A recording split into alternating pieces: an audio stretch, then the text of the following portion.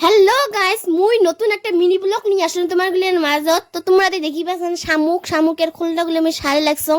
মুই শামুকগুলো কেন করে রান দং, তো তোমরা গোটা ভিডিওখান দেখি থাকো।